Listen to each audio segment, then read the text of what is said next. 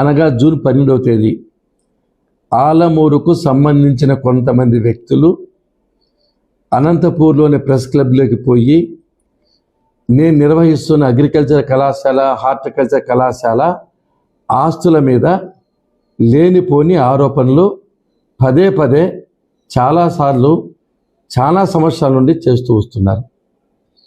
కాబట్టి వాటిలో నిజమెంత అనేది చెప్పవలసిన బాధ్యత నా మీద ఉంది.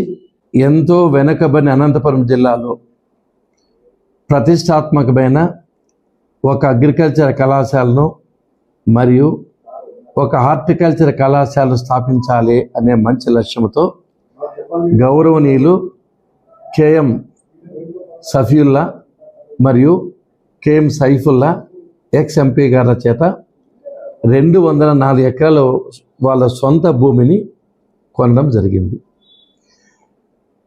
ఈ కేఎం సఫీయుల్లా వాళ్ళ తండ్రి రహమతుల్లా గారు ఎక్స్-ఎంపీ.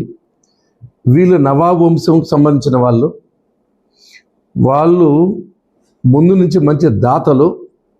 ఆర్ట్స్ కళాశాల కానీ, అదేవిధంగా హాస్పిటల్స్ కానీ, పౌరాస్కి కానీ వాళ్ళు స్థలాలు దానాలు చేసిన వాళ్ళు వారి భూములు ఆక్రమించరు. అటువంటి ప్రతిష్టాత్మకమైన వ్యక్తుల నుంచి ఈ 204 ఎకరాలను కొనడం జరిగింది. మొదటి దశలో 117 ఎకరాలు డాక్యుమెంట్ నెంబర్ 50142016, రెండవ దఫ 86.99 ఎకర్స్ 7779 డాక్యుమెంట్ నెంబర్ 2016లో రిజిస్టర్ చేసుకోవడము జరిగింది. రిజిస్టర్ చేసుకునే ముందు ఈ 204 ఎకరాల గురించి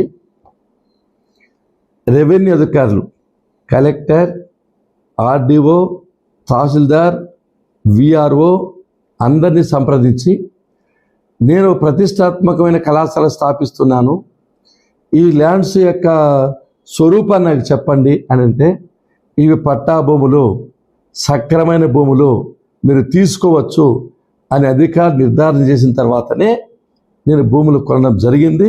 ఆ భూముల్లోనే కళాశాల నిర్వహిస్తున్నాను. అంతేగాని ఎస్సీలు, ఎస్టీలు, బీసీలు భూములు తీసుకోవాల్సిన అవసరం కానీ అగత్యం కానీ నాకు లేనే లేదు. ఎందుకంటే నేను ఎస్సీ, ఎస్టీ, బీసీలు సహాయం చేసేవాని కానీ వాళ్ళ అపకారం చేసే క్వశ్చన్ నా చరిత్రలో లేదు. ఉదాహరణకు పల్లెవాన్లపల్లిలో నా సొంత గ్రామంలో 5 ఎకరాల భూమిని ఎస్సీలకు ఉచిత